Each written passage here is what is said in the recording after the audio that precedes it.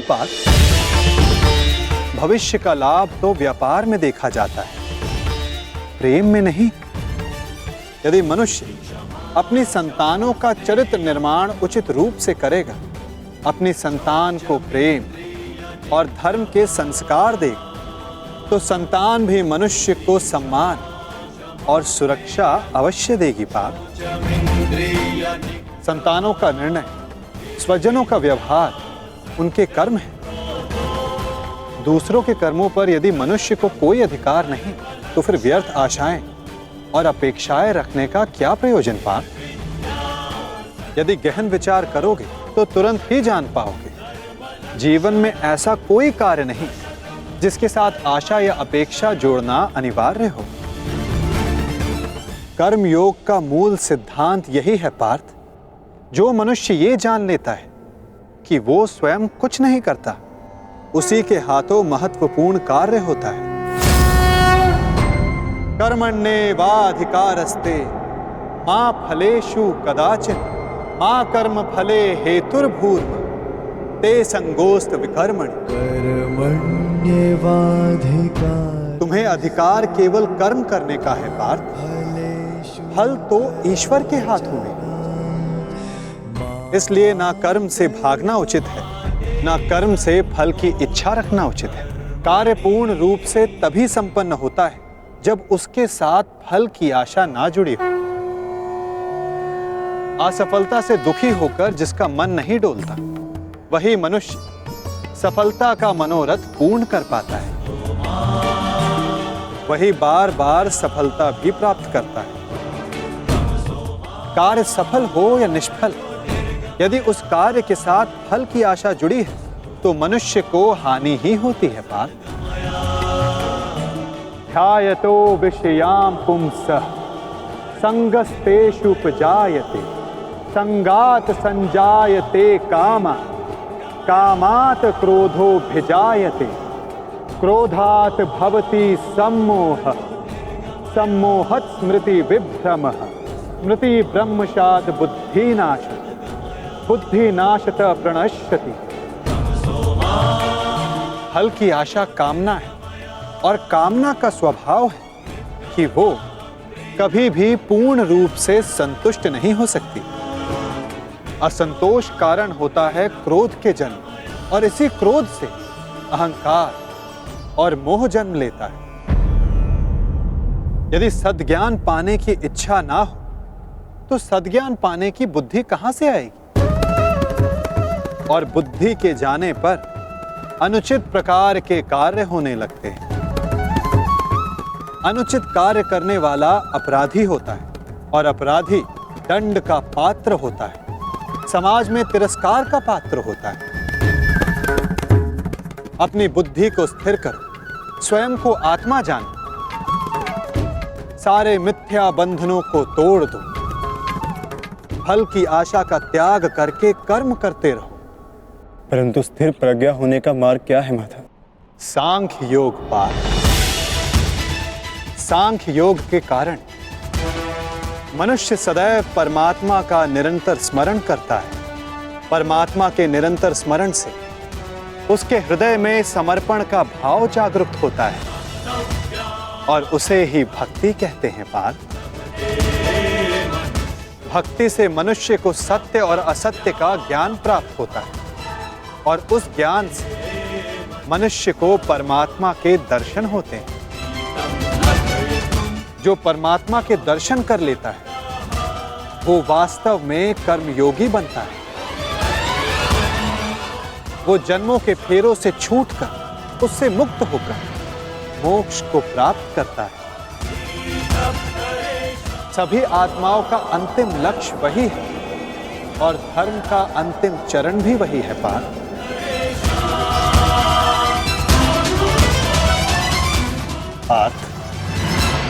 परमात्मा के दर्शन करने हेतु दृष्टि पर बंधी मोह, क्रोध, अहंकार और पूर्वह ग्रह की पट्टी, उसको उतारना आवश्यक होता है। पार्थ, यदि अंधेरे कक्ष में बैठा मनुष्य तुमसे ये पूछे कि मैं सूर्य के दर्शन कैसे करूं, तो उसे क्या कहोगे? पार्थ, उससे कहोगे कि अपना कक्ष त्याग कर आकाश के नीचे आ जा। सूर्य तो सदा उपस्थित है। उसी प्रकार सारा संसार ही परमात्मा है। एक पर ब्रह्म का भाग होकर पुरुष और प्रकृति बने। प्रत्येक शरीर में परमात्मा का अंश होता है और जो अपनी आत्मा के दर्शन कर लेता है उसे स्वयं परमात्मा के भी दर्शन हो जाते हैं पार्थ। जिस प्रकार नमक के एक कण का स्वाद सारे सागर के स्वाद से भिन्न नहीं होता, उसी प्रकार आत्मा का दर्शन परमात्मा के दर्शन से भिन्न नहीं होता पार्थ। क्या आप ही परमात्मा है माधव?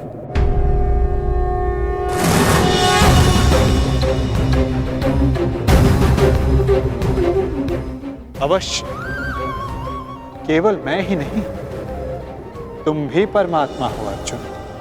केवल तुम जागरूक नहीं।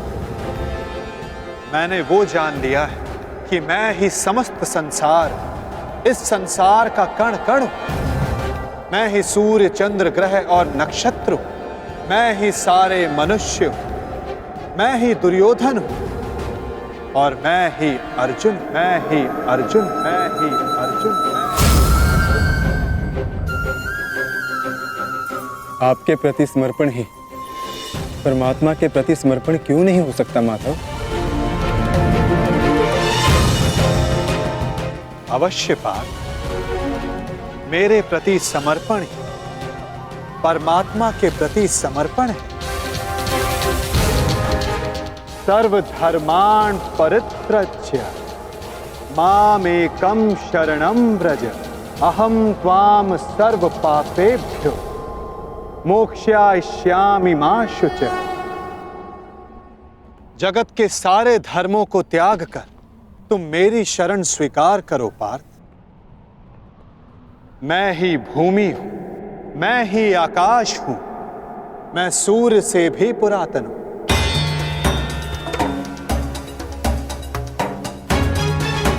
मैं किसी वृक्ष पर खिली कली से भी नया हूं। मैं ही स्वर्ग और नर्क को धारण करने वाली शक्ति हूं पार्थ।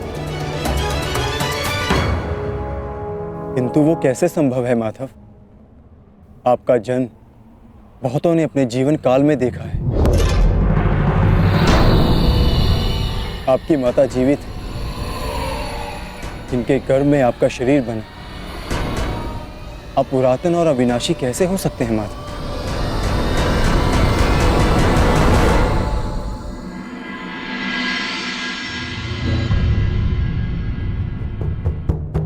तुम शरीर को देख रहे हो पार्थ, और मैं आत्मा की बात कर रहा हूं। मेरे अनेक जन्म हुए, मैंने अनेक अवतार धारण किए, मेरे अनेक शरीर बने और मिट्टी में मिल गए। आगे भी मैं अनेक बार जन्म लूंगा पार्थ।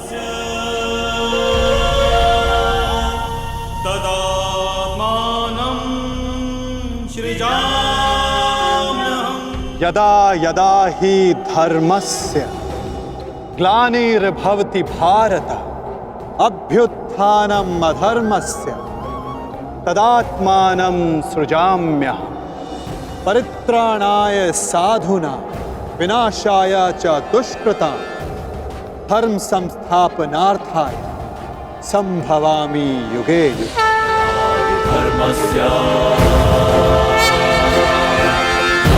भवति भारत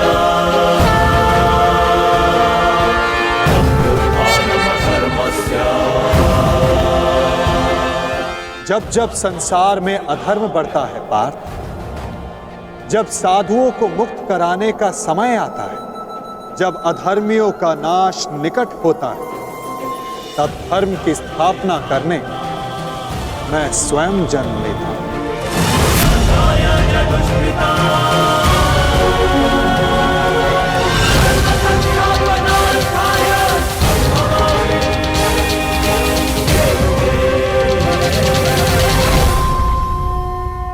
ही अविनाशी परमात्मा मैं ही मत्स्य अवतार भी था, मैं ही वामन था, परशुराम भी मैं ही, मैं रामचंद्र भी था, ब्रह्मा विष्णु महेश मैं, विद्या लक्ष्मी और काली मैं ना पुरुष ना स्त्री ना नपुंसक, मैं ना शरीर हूं ना शरीर का अंग हूं, मैं ही ज्ञान, मैं ही चैतन्य, मैं ही सृष्टि और मैं ही परब्रह्म।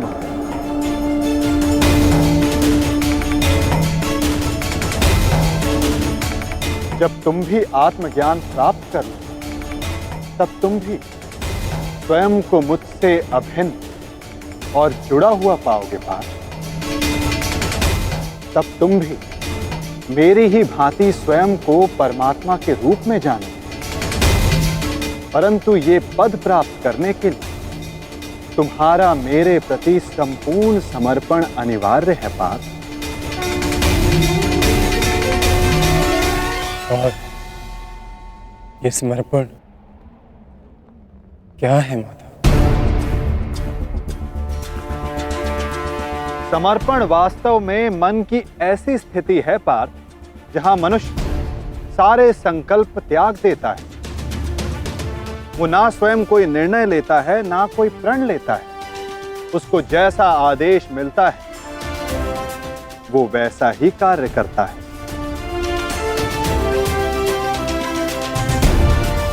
वास्तव में समर्पण का अर्थ होता है जब कोई अपने आप को किसी को अर्पण कर दे। जब मनुष्य अपनी बुद्धि, अपना मन, अपना अहंकार, सब कुछ किसी को अर्पण कर देता है तो यही समर्पण भक्ति कहलाता है।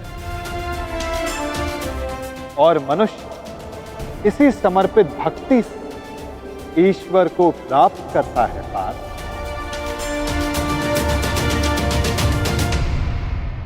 माधव, पत्नी का समर्पण पति की ओर होता है, युद्ध का समर्पण सेनापति की ओर होता है।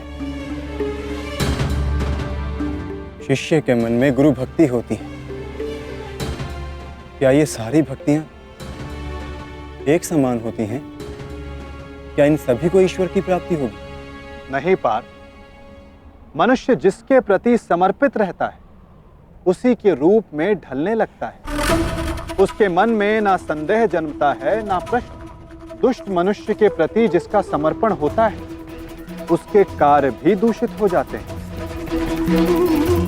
अंगराज कर्ण धर्म को जानते हुए भी दुर्योधन के अधर्म को समर्पण दिया। इस समर्पण से कर्ण को ईश्वर की नहीं दंड की प्राप्ति हो।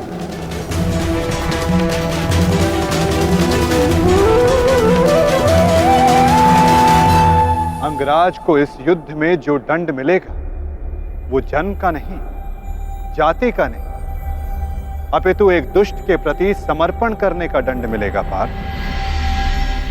इसलिए समर्पण भी उत्तम भाव के प्रति होना आवश्यक है।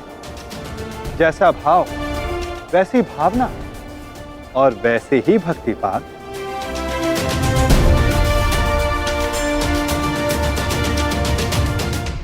भक्ति वैसा ही परिणाम। माला यदि लोहे की हो तो उसे गले में धारण नहीं की जा सकती, उससे अपराधी को बांधा जाता है। उसी प्रकार स्वामी भक्ति, पति भक्ति, मित्र भक्ति, ऐसी अनेक भक्ति होती है पार्थ, परंतु श्रेष्ठ भक्ति केवल परमात्मा की होती है।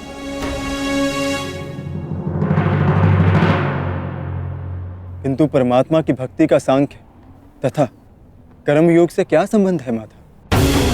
सांख्य योग से मनुष्य आत्मा को जानता है और कर्म योग से मनुष्य जीवन के संबंधों से मुक्त हो जाता है।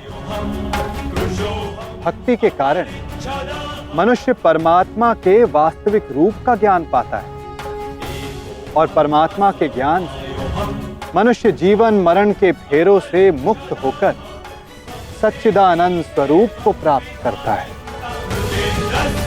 जैसे जल की एक छोटी सी बूंद सागर में समाकर स्वयं सागर बन जाती है, उसी प्रकार मनुष्य परमात्मा में समाकर परमात्मा बन जाता है। अर्थात इस शरीर का कोई महत्व नहीं माधव। शरीर का महत्व अवश्य है पार्थ, क्योंकि यही माध्यम है कर्म करने का। जिस प्रकार एक योद्धा के लिए शस्त्र आवश्यक, ठीक उसी प्रकार एक जीव को अपना लक्ष्य प्राप्त करने के लिए शरीर आवश्यक है। इस शरीर के माध्यम से परमात्मा का साक्षात्कार संभव है।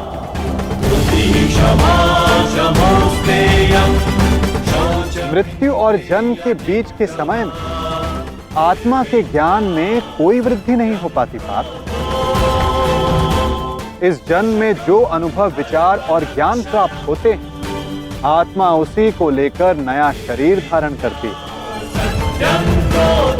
आत्मा की प्रगति और अधोगति केवल शरीर में रहकर ही हो सकती है। क्या यहाँ उपस्थित लोगों का वध कर देने से उनके उद्धार की संभावना का नाश नहीं होगा माधव? क्या उनका वध कर देना ही करुणा है? तुम्हारे शत्रु धर्म की सीमा पार कर चुके हैं पार्थ। अधर्म करना उनका स्वभाव बन गया है। जो अपराध और अपराधियों को उद्धार करने का अवसर एक सीमा तक ही दिया जा सकता है।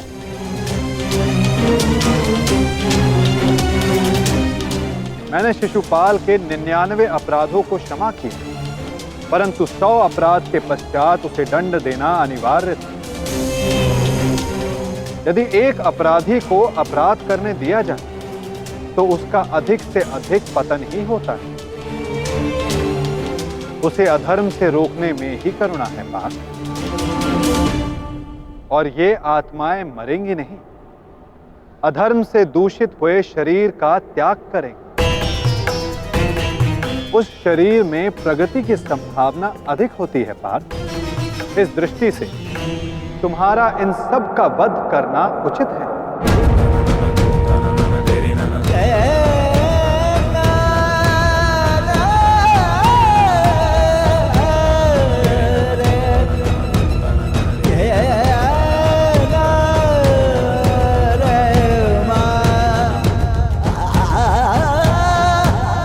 मनुष्य के लिए आवश्यक है कि वो जाप, ताप, याग, यज्ञ, यम, नियम, योग, स्वाध्याय से अपने अंतर को पवित्र रखे और परमात्मा को समर्पित रहे।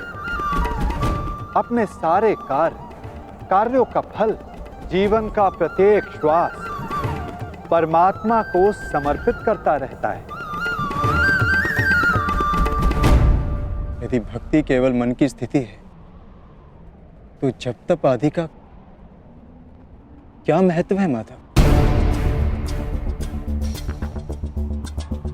जिस प्रकार आज का धुला हुआ पात्र कल को मलिन हो जाता है, ठीक उसी प्रकार मनुष्य का मन परमात्मा की भक्ति से बार बार विमुख हो जाता है पार्थ। इसलिए आवश्यक है कि मनुष्य जाप, ताप, स्वाध्याय के माध्यम से स्वयं को निरंतर स्मरण करवाता रहे कि उसका जीवन परमात्मा को समर्पित है। भक्ति का केवल एक ही सार है पार्थ कि मनुष्य अपना सारा जीवन परमात्मा को अर्पित करके भक्ति करता रहे और सत्व गुण से युक्त संपत्ति को संभाल कर रखे। सत्व गुणी संपत्ति किसे कहा जाता है माधव? अहिंसा, सत्यम, अक्रोध, त्यागा, शांति, रपय सुनम, दया भूतेषु अलोलुत्वम, मार्दवम प्रियचापनम, तेज, क्षमा, धृति, शौचम, अद्रोहो नातिमानितः, भवन्ति संपदं दैवम्, अभिजातस्य भारत।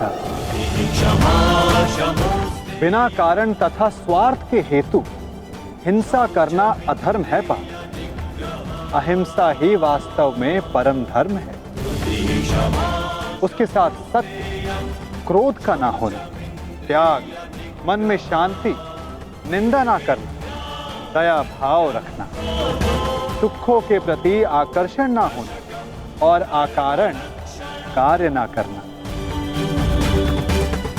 तेज, क्षमा, धैर्य, शरीर की शुद्धता, धर्म से दो राह ना करना और अहंकार का ना होना, इन सभी गुणों को सत्व गुणी या दैवी संपत्ति कहा जाता है पार्थ। इसी से मनुष्य परमात्मा की अर्थात मेरी भक्ति कर पाता है पार्थ।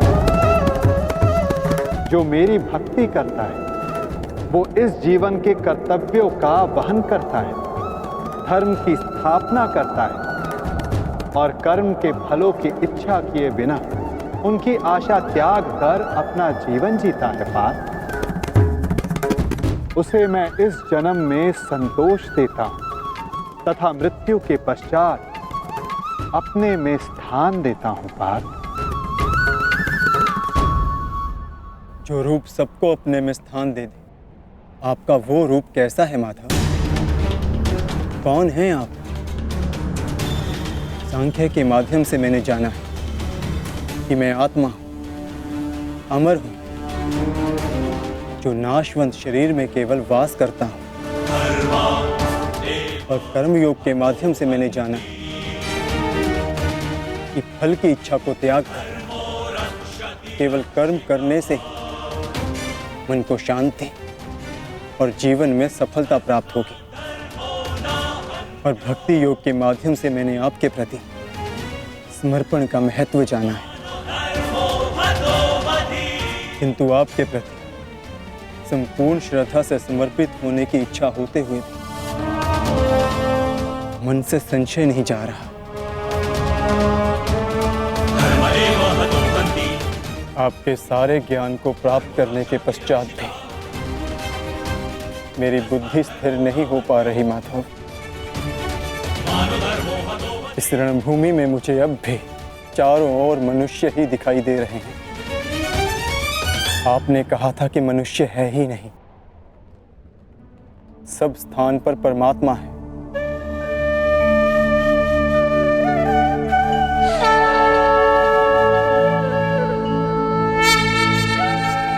तो उस परमात्मा का रूप मुझे दिखाइए माधव,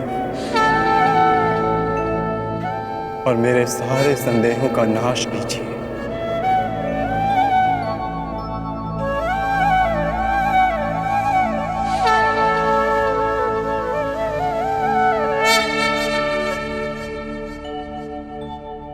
तो देखो पार्थ,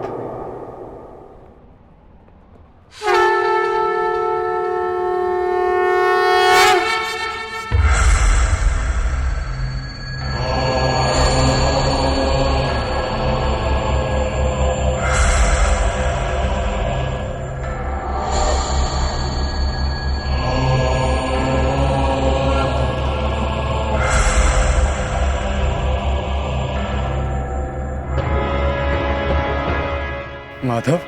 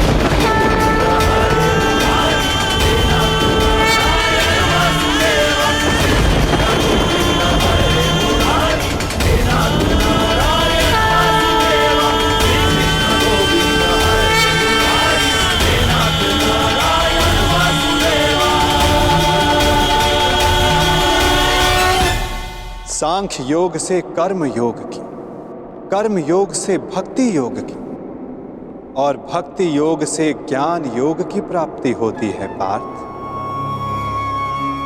मेरे विश्व रूप के दर्शन करना ही वास्तविक ज्ञान है पार्थ।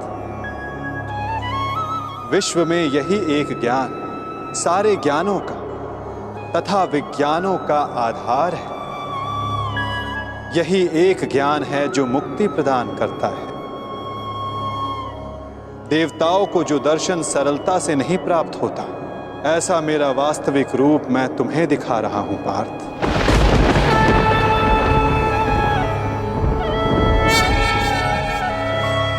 बीजम मम सर्वभूतानां विधि पार्थ सनातनम बुद्धिर बुद्धिमतम अस्मि तेजस तेजस्विनम अहम्। मैं ही सारे जीवों का ब्रह्म बीज हूं, मैं ही बुद्धिमानों की बुद्धि हूं, मैं ही बलवानों का बल हूं पार्थ। मैं पृथ्वी के कण कण में वास करता हूं। सारी पृथ्वी, सूर्य, चंद्र, ग्रह, नक्षत्र, तारा मंडल और समस्त ब्रह्मांड मेरे भीतर वास करते हैं। मैं ही सत्य हूं, मैं ही संपूर्ण हूं, मैं ही जीव हूं, मैं ही शिव हूं।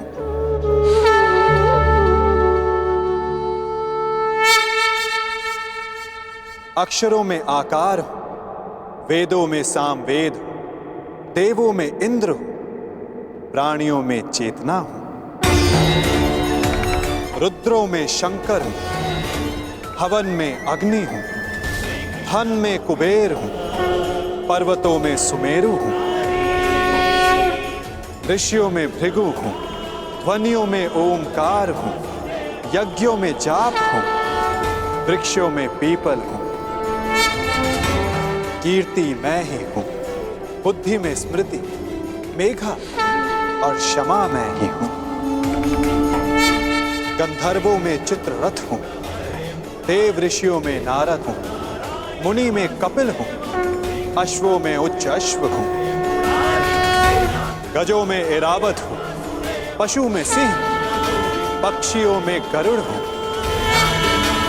मनुष्यों में राजा हूं, शस्त्रों में वज्र हूं, गायों में कामधेनु हूं, सर्पों में वासुकी हूं, शेषनाग हूं। मैं वरुण देव, वायु, यमराज, श्री राम और पवित्र गंगा मैं ही हूं।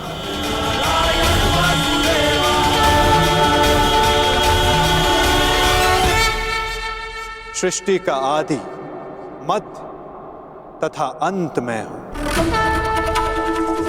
ब्रह्म विद्या हूं, महाकाल हूं, ब्रह्म हूं, प्रभाव हूं।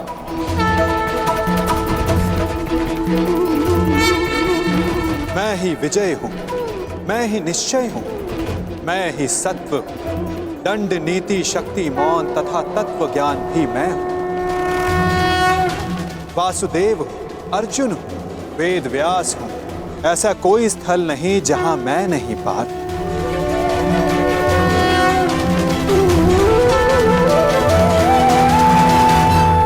ही समय हूं, मैं ही काल हूं, मैं ही मृत्यु भी हूं पार।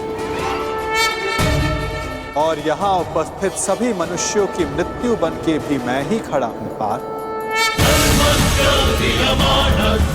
यदि तुम शस्त्र नहीं उठाओगे तब भी मैं इन सब का नाश कर दूंगा।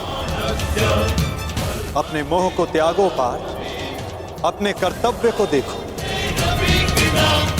धर्म का भार उठाओ, अपना गांडीव उठाओ और सर संधान करो पार्थ। युद्ध करो, युद्ध करो पार्थ।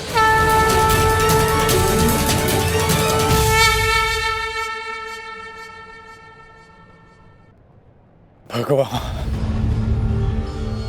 माधव, मधुसूदन,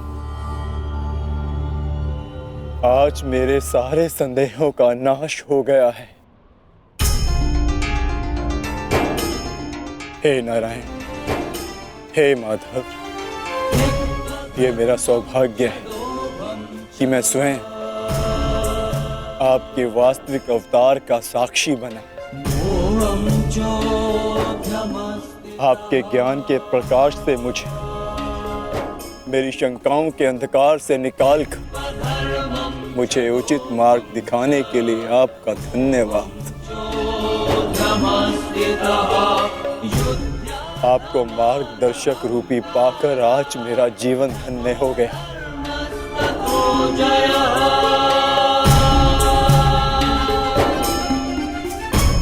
अब मैं आपसे विनती करता हूं कि आप अपने वासुदेव कृष्ण रूपी अवतार में पुनः लौट आइए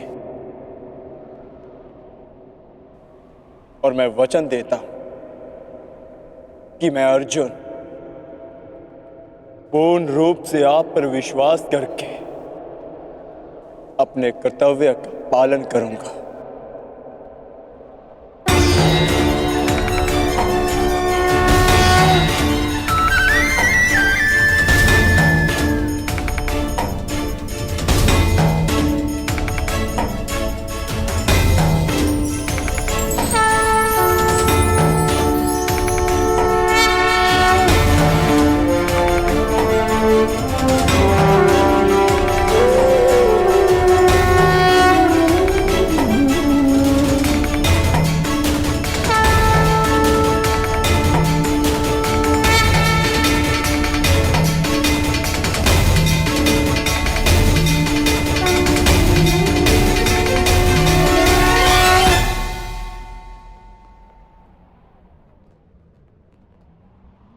उठो पार्थ, जिसका आरंभ किया है उसका समापन करना है तुम्हें। इस अधर्म का नाश करके नया प्रारंभ करना है तुम्हें। तुम्हें अपना कर्तव्य पूर्ण करना है पार्थ। उठो।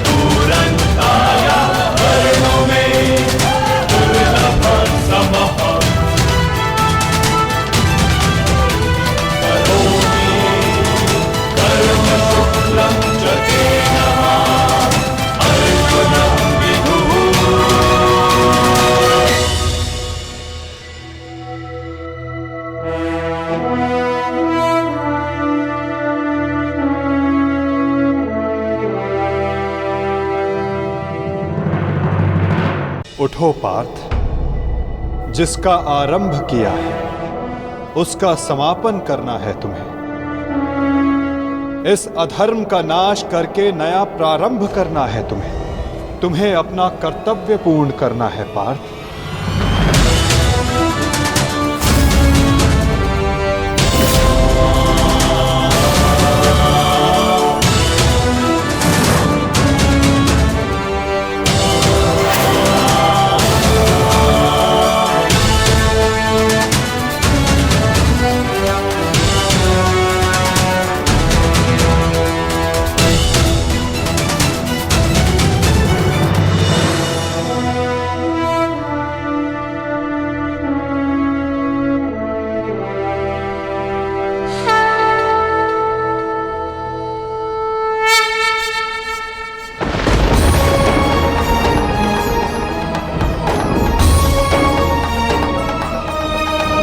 ईश्वर स्वयं है सृष्टि सारी, कहाँ उसको खोजना।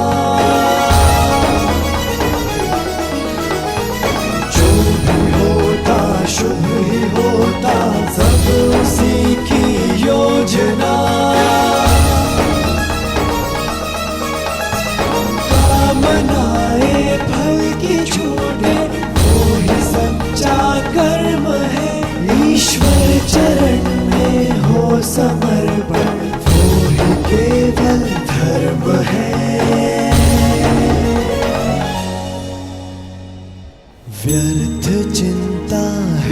जीवन की, व्यर्थ है मृत्यु का भय। आत्म को ना मार पाते शस्त्र अग्नि असमय।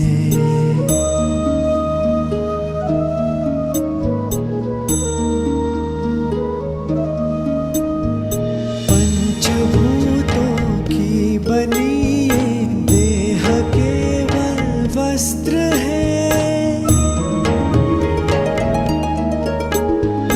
पंचभूतों की बनी ये देह केवल वस्त्र है। आत्मा का जो वास्तविक है, घर कहीं अन्यत्र है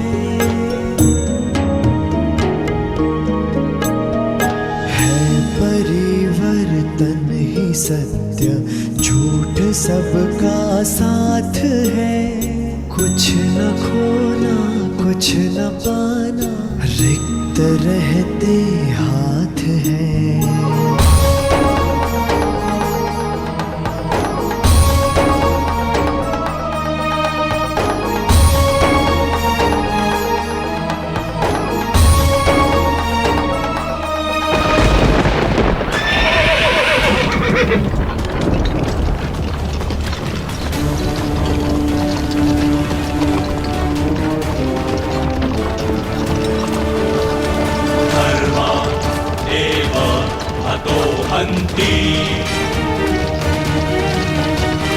धर्मो रक्षति रक्षितः,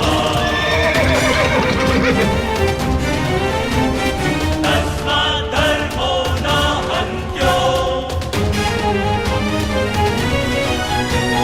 मानधर्मो हतो वधि। तैयार हो पार्थ?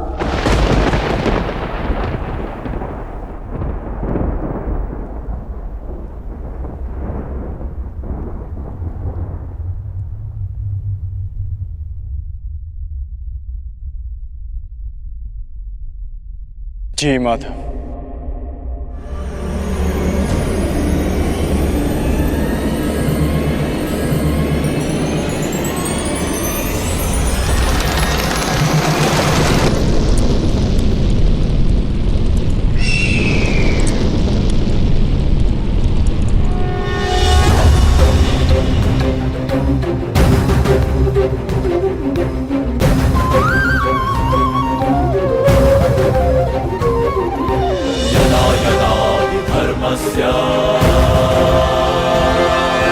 ग्लानिर्भवति भारत,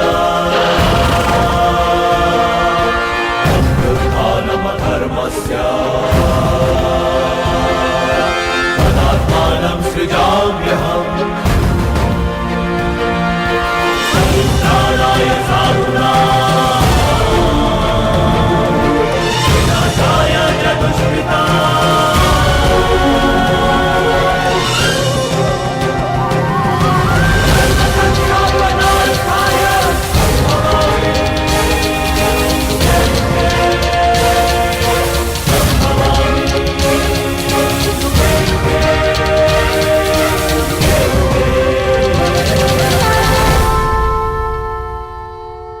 क्या हुआ संजय?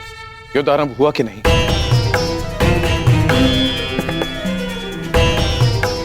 वासुदेव के शब्दों ने मुझे मौन कर दिया है महाराज। अब कहने के लिए कुछ भी शेष नहीं है। जिस प्रकार से वासुदेव के ज्ञान ने राजकुमार अर्जुन को प्रबुद्ध कर दिया है, उसी ज्ञान का प्रभाव मुझ पर भी पड़ा है महाराज। वो सब छोड़ो संजय, मुझे केवल इतना बताओ कि युद्ध आरंभ हुआ है कि नहीं। विस्तार से बता कि युद्ध भूमि में क्या क्या घटित हो रहा है। बताओ मुझे। जो आज्ञा महाराज।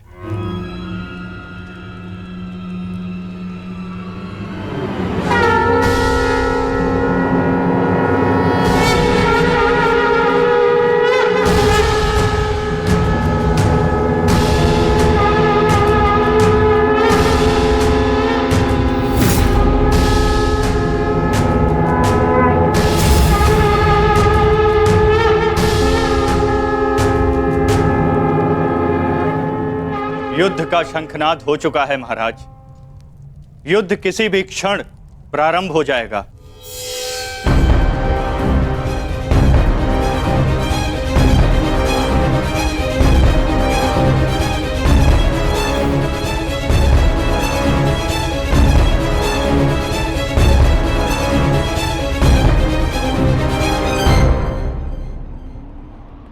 देखो इन मूर्खों को, इन्हें लगता है कि ये हम पर आक्रमण करके विजय प्राप्त कर सकते हैं।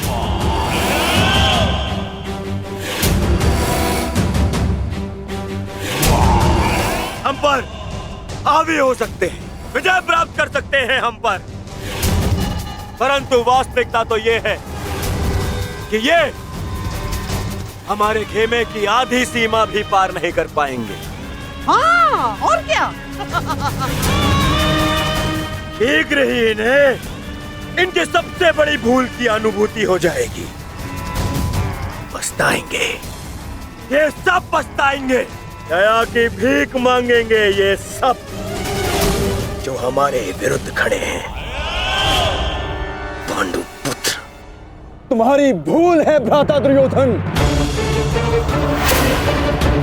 और हां, मैं वचन देता हूं कि आज सूर्यास्त होने से पहले तुम्हारे रथ पर लगी हस्तिनापुर की पताका को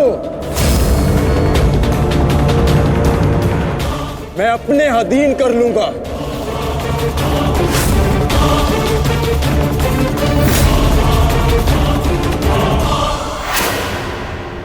मूर्ख! इतना दुस्साहस! अपनी दृष्टि खोल के देख, एक यहाँ किन महारथियों के विरुद्ध खड़ा है तू? और रही बात मेरे इस वंश की,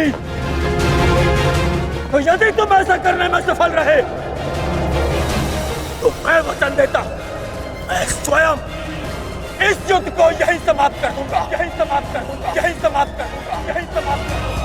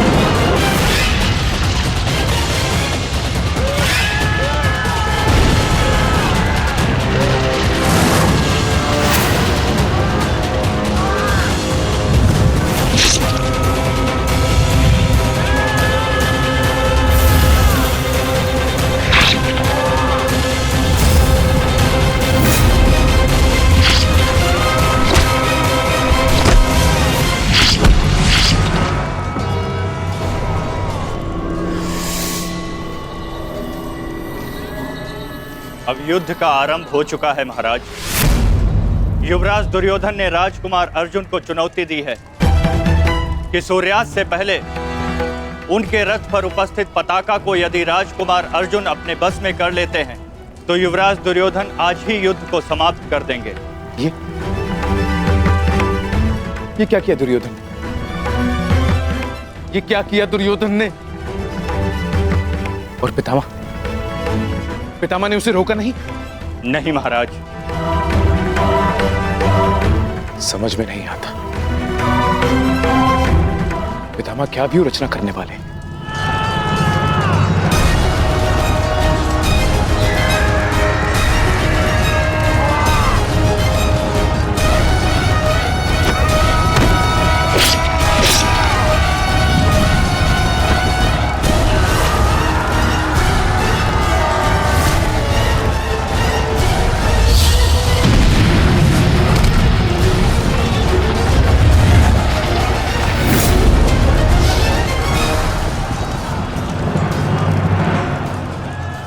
देख रहे हैं पितामह, पांडवों की सेना वज्रव्यूह का रूप धारण करके आगे बढ़ रही है।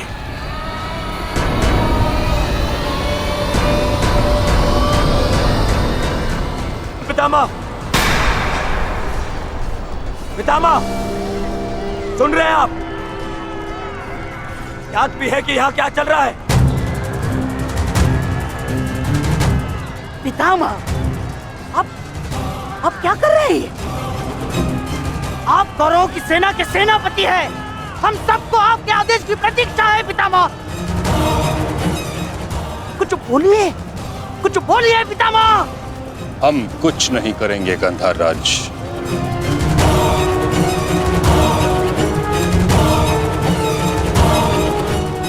दुर्योधन,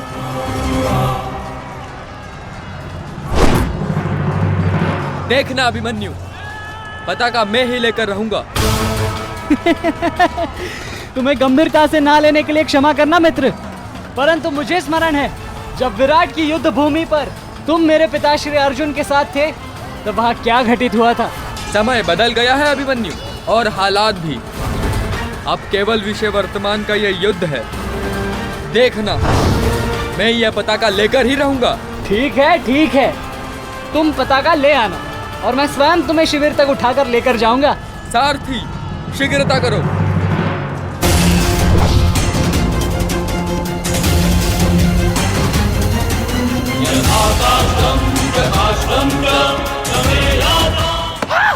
सारथी, रथ को आगे बढ़ाओ, चलो।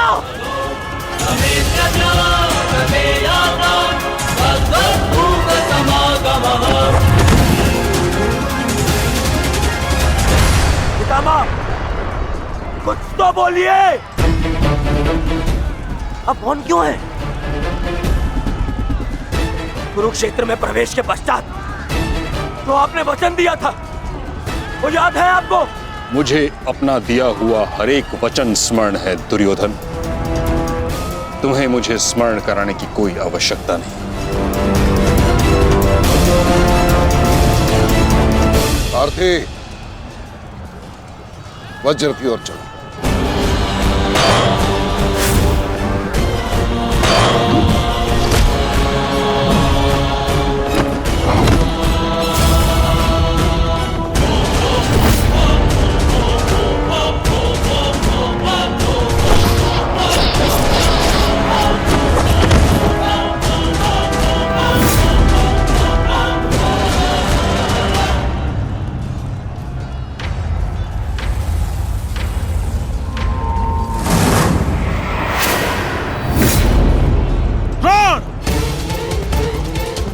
तुम्हारे और मेरे बीच जो कुछ भी हुआ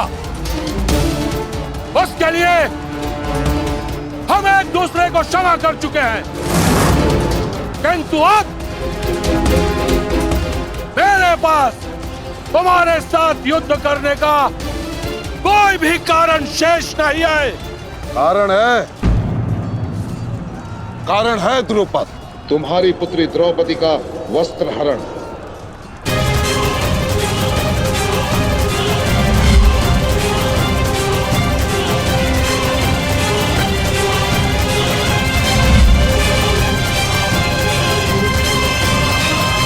मामाश्री, तुम्हारे युद्ध करने की प्रतिज्ञा ली थी मैंने, और उस प्रतिज्ञा को पूर्ण करने का समय आ गया है। सावधान!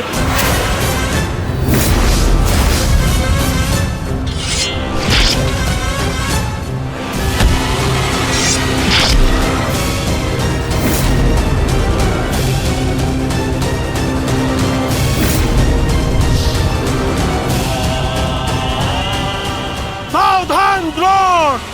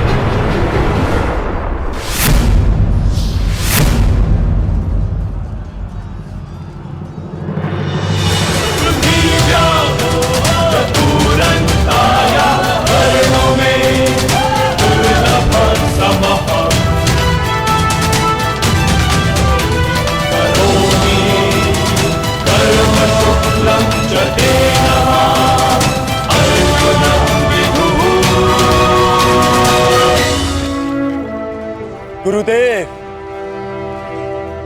युद्ध से पूर्व एक शिष्य के लिए उसके गुरु का आशीर्वाद लेना अनिवार्य है।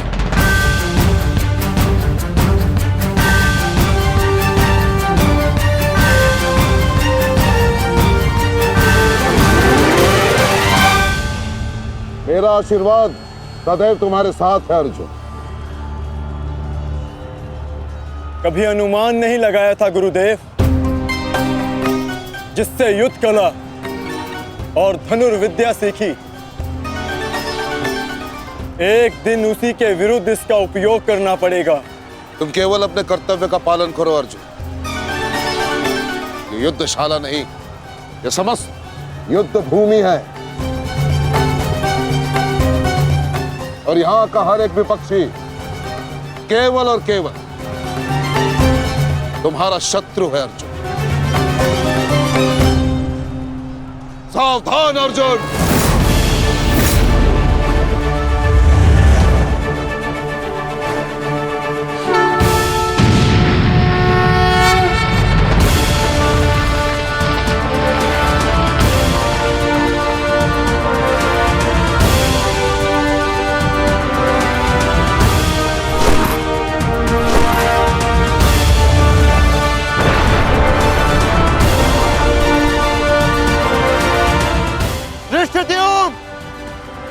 गुरु द्रोण अर्जुन के मार्ग में आ रहे हैं।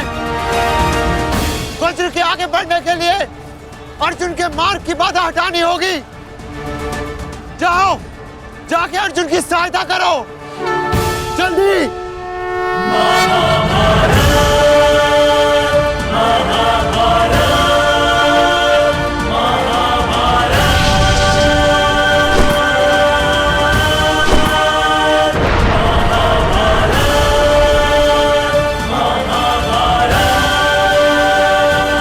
युवराज दुर्योधन, यदि युद्ध के सारे निर्णय तुम्हें ही लेने हैं, तो मुझे सेनापति बनाने की क्या आवश्यकता थी? ऐसा मैं इसलिए कर रहा हूं पितामह, क्योंकि आप कौरवों के प्रति अपना कर्तव्य निभा नहीं पा रहे हैं। आप यहाँ मौन रहने के लिए नहीं, कौरव सेना का नेतृत्व करने के लिए आए हैं।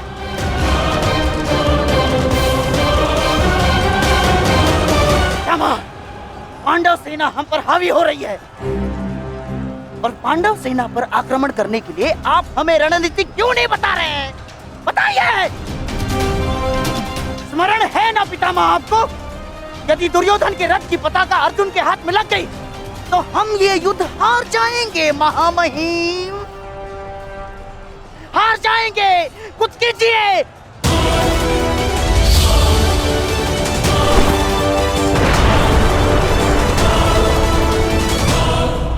युवराज को मैंने ऐसे व्यर्थ वचन लेने के लिए कदापि नहीं कहा था।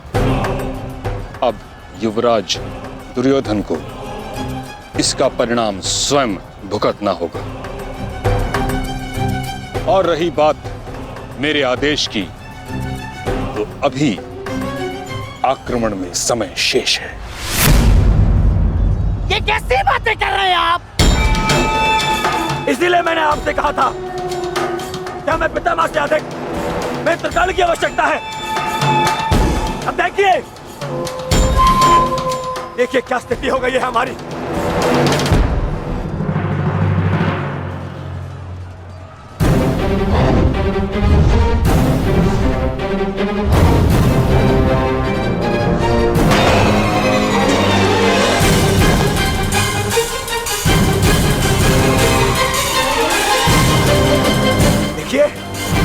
देखिए कैसे मौन खड़े, ऐसे चलता रहा ये तो हम शीघ्र ही हार जाएंगे।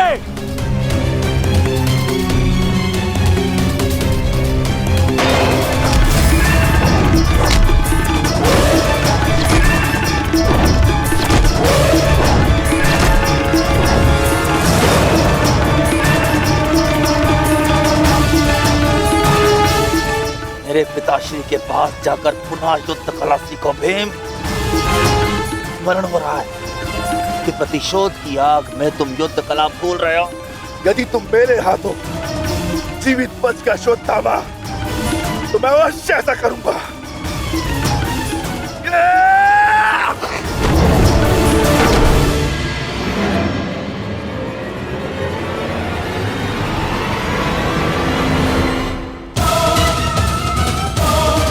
गुरु द्रोण को यहां से मैं संभालता हूं। अर्जुन तुम आगे बढ़ो।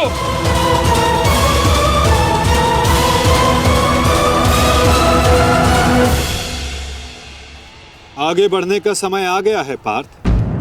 द्रोणाचार्य के साथ युद्ध करके हमारा समय व्यर्थ हो रहा है। हमें अपने वज्र को उचित स्थान पर पहुंचाना अति आवश्यक है पार्थ।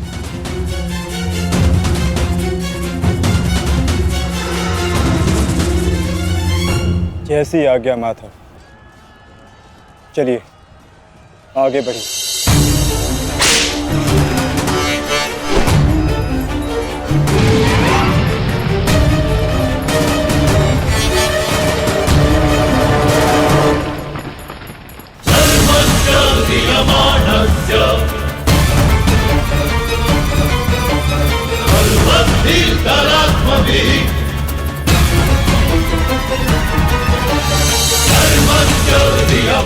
मेरे होने वाले सम्राट, शत्रु का वज्र आगे बढ़ रहा है।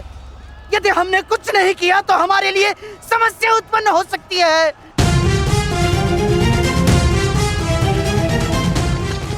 कुछ करो मेरे होने वाले सम्राट, कुछ करो।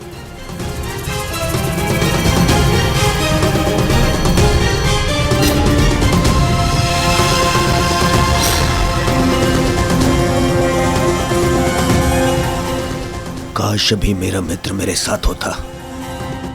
मुझे तुम्हारी आवश्यकता है मित्र, आवश्यकता है तुम्हारी।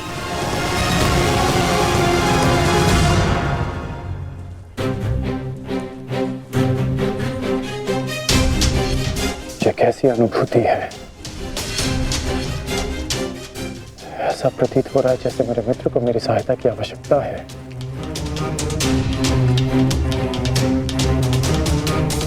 मुझे क्षमा कर दो मित्र, जब तुम्हें मेरी सबसे अधिक आवश्यकता है तभी मैं तुम्हारे साथ नहीं हूं।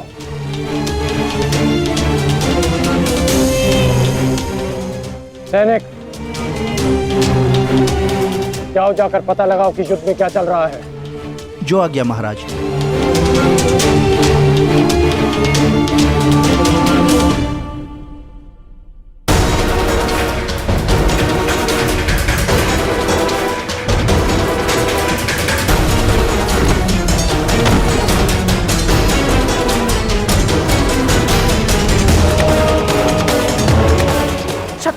बहुत निकट आ रहा है, बहुत निकट आ रहा है शत्रु।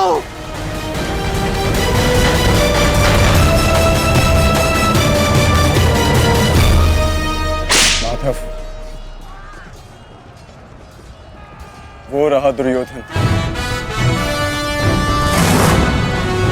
उसे बंदी बनाने का समय आ गया है।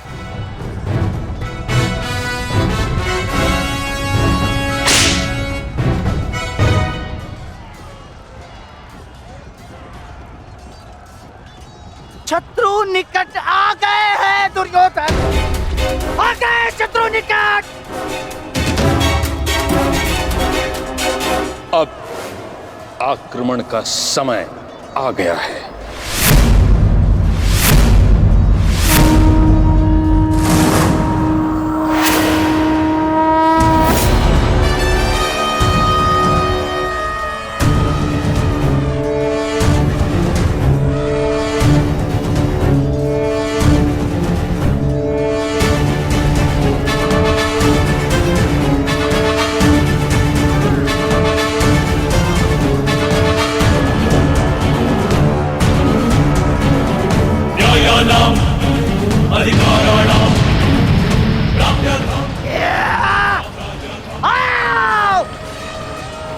मेरे प्यारे बंधु, आजा।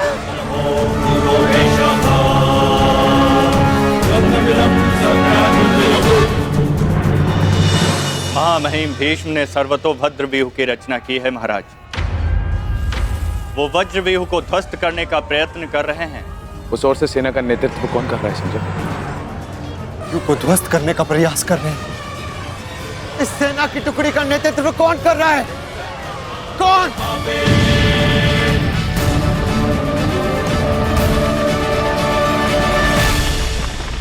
वज्र पर चारों ओर से आक्रमण कर दिया गया है।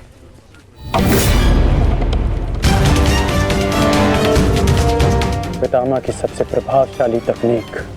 और जो व्यूह का नेतृत्व कर रहे हैं वो हैं, मैं जानता हूं।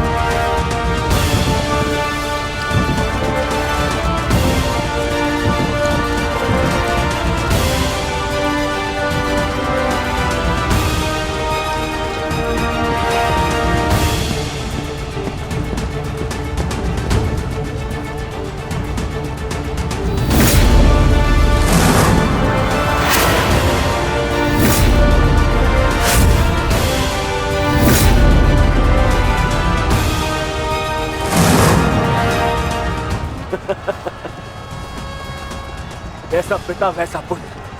अद्भुत, अद्भुत वृषसेन।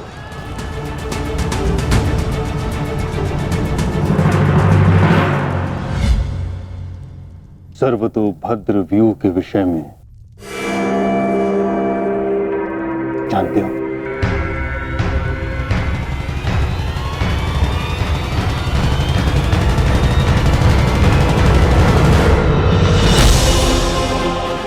जी महामहिम, पिताश्री ने आपकी इस रणनीति के विषय में अवगत कराया था।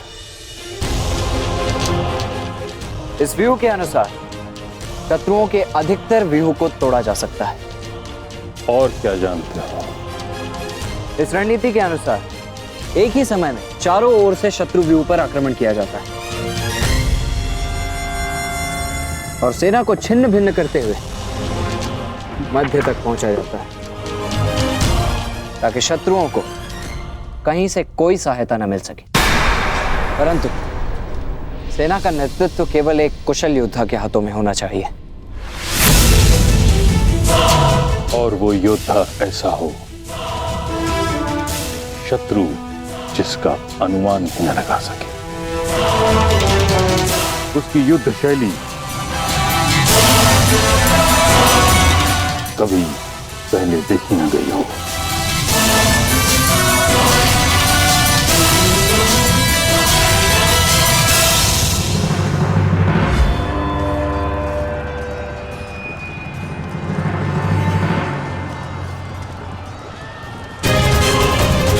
आक्रमण करो वत्स।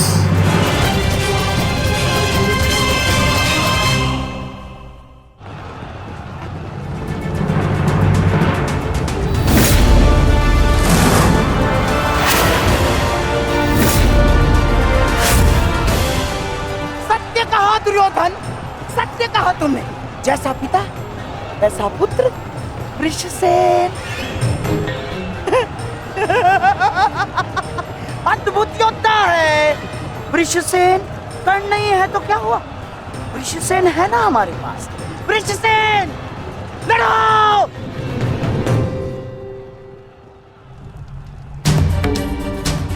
युद्ध भूमि में अब क्या हो रहा है संजय?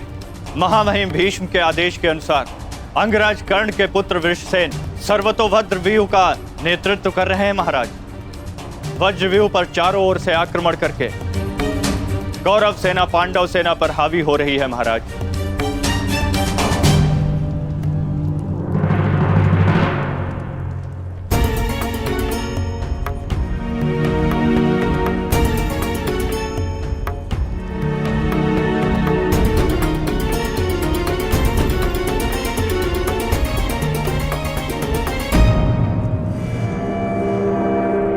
जब तक मैं युद्ध भूमि में हूं तब तक कर्ण युद्ध भूमि से दूर रहेगा।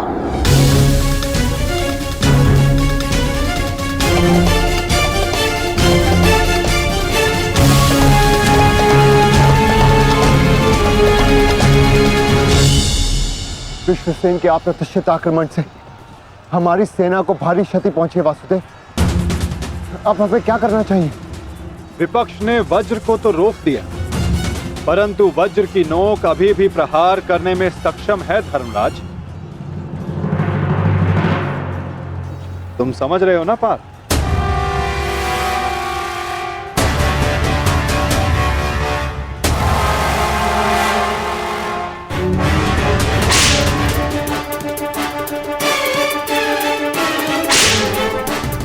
ये क्या कर रहा है? तुम्हारी मूर्खता का लाभ उठा रहा है दुर्योधन। अर्जुन वज्रव्यूह को त्याग आगे बढ़ रहा है। हमने उनके वज्रव्यूह को तो निष्क्रिय कर दिया है दुर्योधन, परंतु अर्जुन ये जानता है कि तुम्हारे रथ पर लगी पताका यदि उसके हाथ लगी तो यह युद्ध समाप्त हो जाएगा। इसलिए उसका लक्ष्य केवल तुम हो। वो सब छोड़िए पितामह, अर्जुन को रोकने का उपाय सोचिए। इसका उपाय है मेरे पास। पार्थ, वो देखो, गंगा पुत्र तुम्हारी ओर तुम्हें रोकने आ रहे हैं। उनसे द्वंद्व करके हमारा समय व्यर्थ होगा और सूर्यास्त्र होने में बस कुछ ही समय शेष है पार्थ।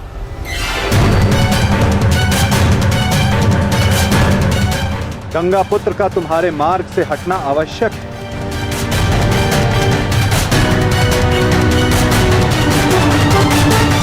संकेत भेजो पार्थ कि कोई और इन्हें रोकने आ सके। शीघ्रता करो। परंतु पितामह से द्वंद्व करेगा कौन? जब योद्धा समक्ष प्रस्तुत होगा तब आपको ज्ञात हो जाएगा धर्मराज।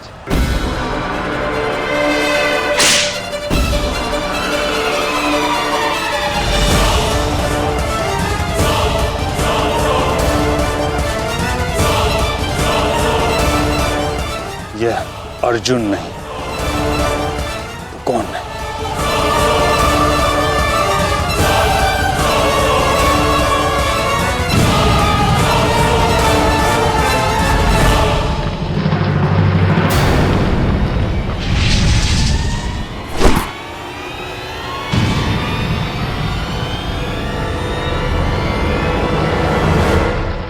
अभिमन्यु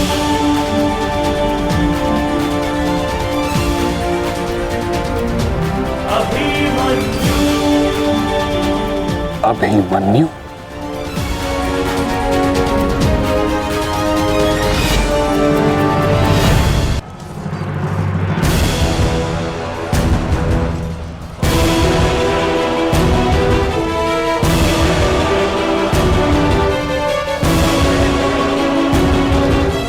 प्रणिपात प्रपितामह। कल्याण हो पुत्र।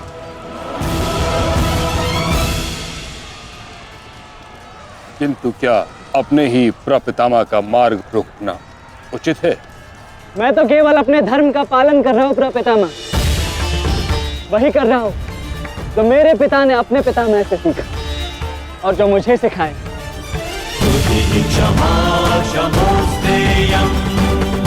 उचित कहा पुत्र। यह युद्ध ही ऐसा है, यह भूमि ही ऐसी है। यहाँ द्वंद्व के पालन हेतु अपनों के साथ ही द्वंद्व करना पड़ रहा है।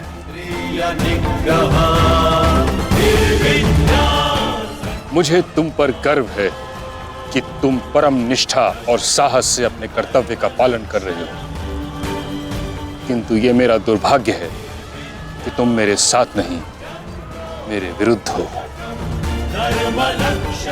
और इसी कारण आपके प्रहार को रोकना मेरा कर्तव्य बन जाता है प्रपितामह।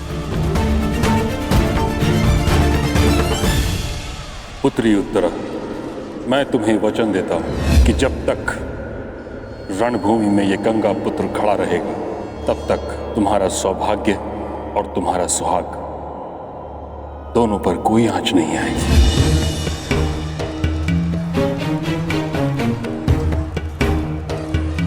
स्नेह और प्रेम के अतिरिक्त तुम्हें देने के लिए मेरे पास कुछ भी नहीं, और इसके चलते मैंने तुम्हारी अर्धांगिनी उत्तरा को वचन दिया था कि जब तक मैं युद्ध भूमि में हूं, तुम्हारे प्राण को संकट में नहीं आने दूंगा।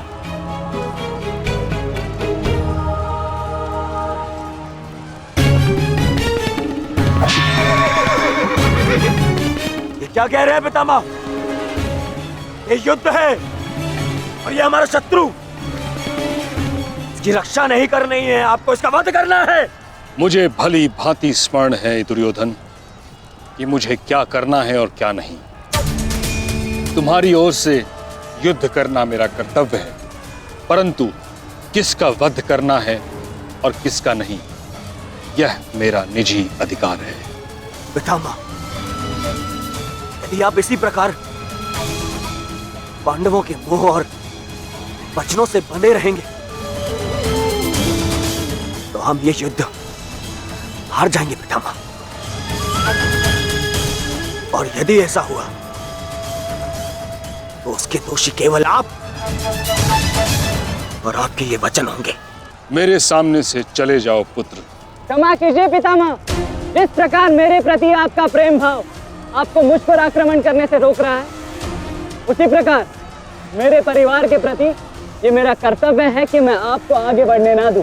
मैं तुमको क्षति नहीं पहुंचा सकता पुत्र, परंतु इसका अर्थ ये नहीं कि मैं आगे नहीं बढ़ सकता। सारथी, साधु पुत्र, किंतु अगली बार मत चूकना। प्रपितामह, या तो द्वंद्व कीजिए या समर्पण कीजिए।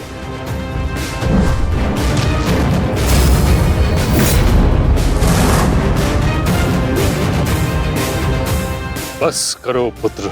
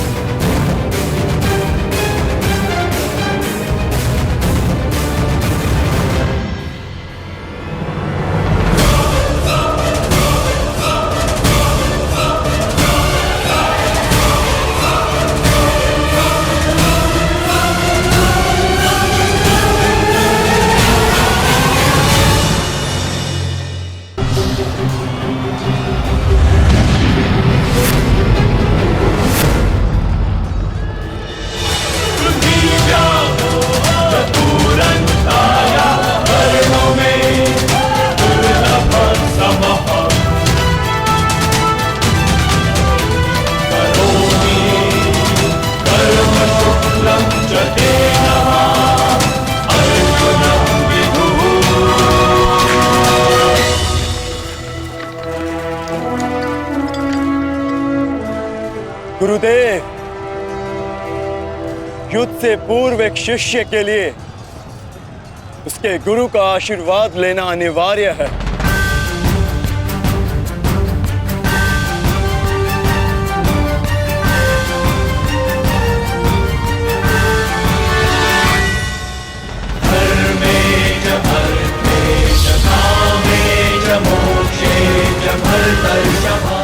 मेरा आशीर्वाद सदैव तुम्हारे साथ है अर्जुन।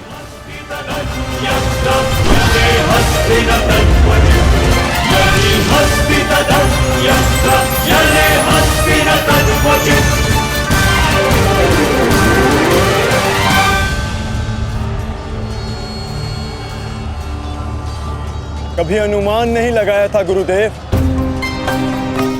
जिससे युद्ध कला और धनुर्विद्या सीखी, एक दिन उसी के विरुद्ध इसका उपयोग करना पड़ेगा। तुम केवल अपने कर्तव्य का पालन करो अर्जुन। ये युद्धशाला नहीं, ये समस्त युद्ध भूमि है और यहाँ का हर एक विपक्षी केवल और केवल तुम्हारा शत्रु है अर्जुन। सावधान अर्जुन।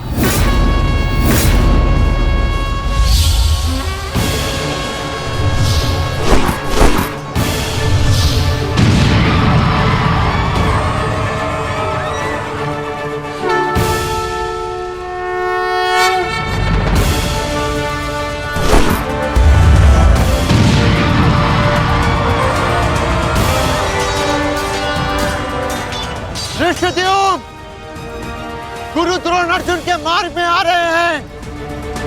वज्र के आगे बढ़ने के लिए अर्जुन के मार्ग की बाधा हटानी होगी।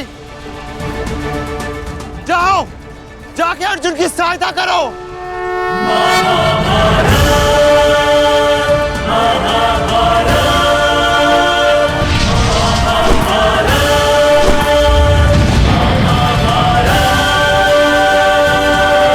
सारथी, रथ आगे लो।